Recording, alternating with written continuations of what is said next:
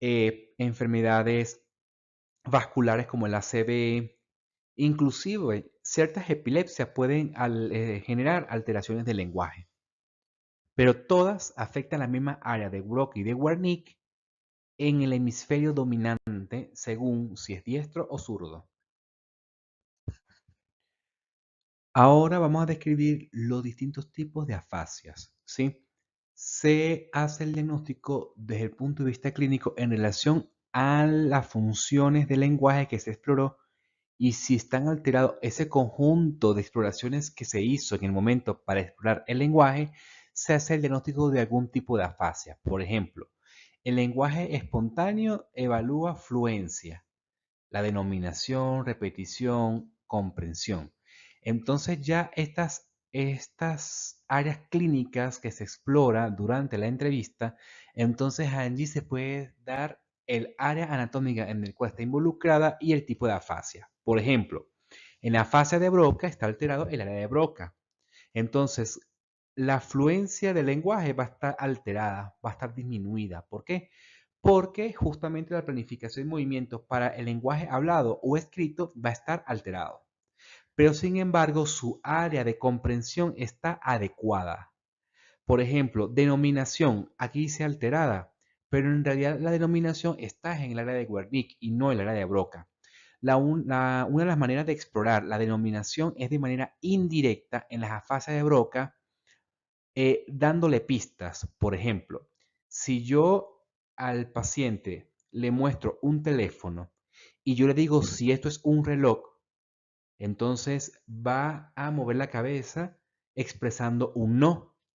O si dice que es un teléfono el explorador, entonces el paciente va a mover la cabeza para expresar un sí.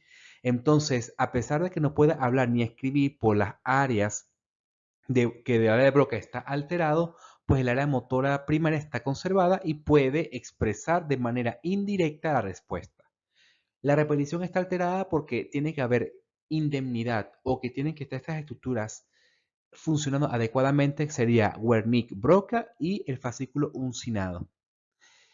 Y la comprensión está poco alterada porque justamente el área de Wernicke está conservada. En cambio, el área de Wernicke, la fase de Wernicke, fíjense que el lenguaje está fluente porque el área de Broca está conservada. Más bien hablan de más, producen verborrea, pero lo que dice de manera incoherente porque es un lenguaje que no comprende. Como no comprende adecuadamente la información que está percibiendo, entonces va a decir incoherencias, pero muchas incoherencias y habla mucho. Entonces, por esa razón, la denominación está alterada, la comprensión muy alterada porque la de Wernicke está alterada y la repetición por la misma área que está alterada no puede repetir. Entonces sería la definición de la fase de Wernicke. El resto de las afasias son variantes de la fase de Broca o de Wernicke, pero que están alteradas en áreas muy específicas. Sin embargo, a hacer la diferenciación en los distintos tipos de afasia, se tiene que aplicar un test neuropsicológico de lenguaje específico para poder determinar si solamente es afasia, por ejemplo, anómica, solamente está alterada la denominación, pero el resto de las esferas clínicas están conservadas, entonces está alterada la denominación. Entonces, por ejemplo, si está alterada la denominación solamente, que es la afasia anómica, entonces estaría solamente alterado la circunvolución angular, entre otros. Según la DSM-5, ustedes van a detallar que existe a grosso modo la exploración para hacer el diagnóstico de afasias. Entonces tenemos la exploración del lenguaje expresivo, la gramática y sintaxis y el lenguaje receptivo. Pero hay que tomar en cuenta es para diagnosticar que esa área cognitiva del lenguaje está alterado para hacer el diagnóstico de síndromes demenciales. Entonces, esos síndromes demenciales no solamente debe estar alterada el área del lenguaje, sino área del lenguaje con otras áreas cognitivas para hacer el diagnóstico.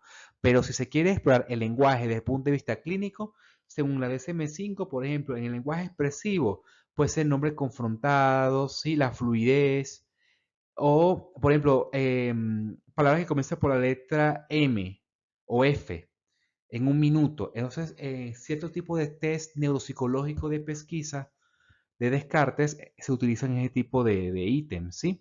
Pero no solo, por ejemplo, estas palabras que empiecen por la letra F, no solamente explora lenguaje, sino también que explora la atención, ¿sí? Más que todo la atención sostenida y selectiva. Gramática y sintaxis, eso tiene que ver con lexia y grafia. Y el lenguaje receptivo tiene que ver con dar órdenes, desde simples, dar órdenes simples hasta dar órdenes complejas. El ejemplo del papel y el ejemplo de agarrar la oreja izquierda con la mano derecha. ¿Qué es la palabra? La palabra hablada es una función motora de control córtico-vulvar. Eso quiere decir, como es de córtico-vulvar, va desde la área motora primaria hacia los núcleos que se encuentran en la región vulvar, que es el bulbo raquídeo del tallo encefálico. Por ende, el trastorno de la palabra no forma parte de los trastornos del lenguaje, porque área motora primaria es la expresión del lenguaje. Eso quiere decir de que no está alterada específicamente ni el área de Wernicke ni el área de Broca. Por ende, el trastorno de la palabra no forma parte de los trastornos del lenguaje. Eso quiere decir, no son afasias. Y hay una preservación de las estructuras craneales, que quiere decir de los nervios que van desde el tallo encefálico hacia las estructuras de la lengua, de los labios, etcétera, o sea, de nervios periféricos. Entonces, la palabra en realidad es el lenguaje hablado, pero el lenguaje hablado de ejecución, no es el área del lenguaje per se de Broca. Entonces cumple una función motora. Recuerde que existe una vía piramidal de la motoneurona superior que va desde el área motora primaria hasta la médula espinal, pero también hay que envía información desde el área motora primaria hacia el tallo encefálico. Y cuando envía la información al tallo encefálico, recuerden que hemos visto una clase del núcleo motor facial, como la vía piramidal, que es una motoneurona superior, activa los núcleos faciales que se encuentran en el tallo encefálico y estas, por nervio periférico, mueven los músculos de la cara. ¿Sí? Ya hemos descrito la expresión de las emociones mediante la expresión facial, pero también cumple la función de mover los labios y así también ocurre información que viaja desde el área motora primaria hacia los núcleos que se encuentran en el tallo encefálico que mueven la lengua y de allí a través de los nervios periféricos mueve la lengua. Entonces, mover la lengua no es lo único, que puede ser la articulación, porque tiene que mover los músculos masticatorios, los faciales, la lengua. La prosodia es como la melodía por el cual, según la cultura, modifica el modo de hablar, ¿sí? Como el cantaíto que tiene, según la región, el modo de hablar. Sí, la resonancia que tiene que ver con la fosa nasal, sí, hay personas que exhalan, sí, al momento de exhalar para hablar, porque nosotros hablamos al exhalar, al botar el aire, no agarrar el aire. Cuando botamos el aire, hay personas que predominan el paso del aire por la nariz más que por la boca y se genera como una resonancia nasal.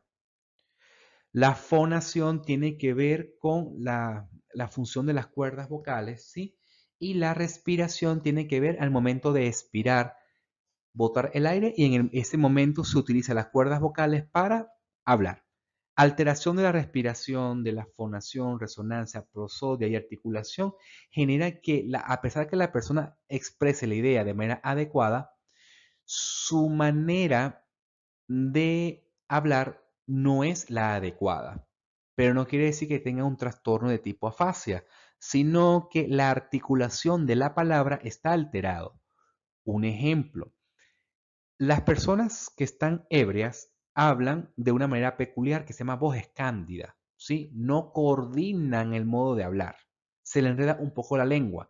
Es porque el cerebelo participa en el control de los núcleos que se encuentran en el tallo encefálico para mover la lengua y los labios. Existe una incoordinación, inclusive al caminar. Entonces, esa persona no tiene afasia o tiene trastorno del lenguaje, sino que tiene es alteración de la articulación de la palabra, ¿sí? Entre otras cosas. Entonces es un ejemplo de cómo los núcleos que se encuentran en el tallo encefálico pueden ser influidos por el área motora primaria y por las otras áreas. Por ejemplo, cerebelo, núcleos de la base, entre otros.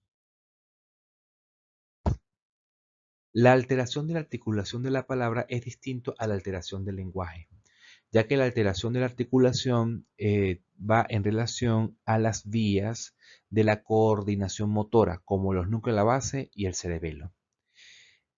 O está alterado también los núcleos de los nervios craneales que se encuentran en el tallo encefálico o el nervio craneal per se que involucra la actividad motora, ¿sí? Del habla o los músculos per se con su estructura.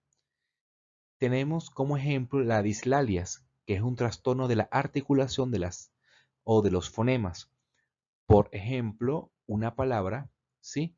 Se puede ser sustituida por ejemplo una letra. En vez de decir coche, dice toche, por ejemplo. O omite alguna palabra, alguna letra de la palabra. Por ejemplo, no pronuncia bien la letra R. Tenemos el ceseo, que es cuando sustituye la pronunciación de la S, C y Z como si fuera Z. Pero hay que tomar en cuenta la cultura, ¿sí? Del habla, porque la pronunciación de las palabras en España es distinta aquí a Latinoamérica. La lalación es cuando hay un reemplazo de la letra R por la L, ¿sí? En pronunciación. Y tenemos el trastorno de la palabra como la tartamudez, que es la disfemia. Es un trastorno, ¿sí? De causa psicógena en el cual la persona le dificulta pronunciar o iniciar la pronunciación de una palabra, ¿sí? O completar la pronunciación de alguna palabra. Entonces, esto serían las alteraciones de la articulación como ejemplo.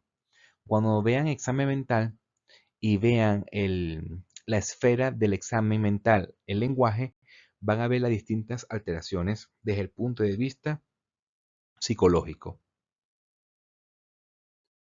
Con respecto a la praxia, es la facultad de cumplir un objetivo o un fin determinado y que está relacionado con ciertos movimientos aprendidos habituales para alcanzar dicho objetivo.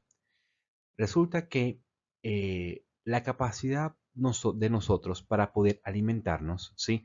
Agarrar una cuchara, agarrar un cubierto, el significado de ese objeto, para qué sirve y la manera de cómo agarrar esos utensilios para alimentarnos, el hecho de que nosotros tenemos la capacidad de vestirnos, de agarrar un lápiz y escribir, de manejar un carro, es porque previamente estos movimientos alguien tuvo que habernos enseñado y que eso ha sido almacenado como una memoria implícita.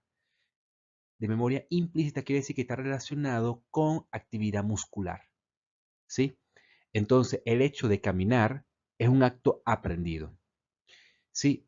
Es un acto cognitivo-motor porque previamente debe de conocer el ambiente y su significado para poder movernos de manera adecuada y alcanzar dicho objetivo, ¿sí? Entonces, es un movimiento previamente aprendido, que es habitual, que es semiautomático y que cumple alguna función u objetivo específico. La apraxia se manifiesta si hay un objeto presente o no, o si se utiliza un objeto o no. Entonces tenemos la praxia transitiva e intransitiva. La praxia transitiva es dependiente de la utilización de un objeto. Por ejemplo, usar el cepillo de dientes, ¿sí? Usar un peine, por ejemplo, vestirse, ¿sí? Agarrar un lápiz, escribir. Todos ellos dependen de un objeto o la manifestación motora depende de un objeto. Por esa razón, la praxia es transitiva. Tenemos la praxia intransitiva que no depende del objeto, solamente la actividad muscular para algún fin. Por ejemplo, saludar, sonreír.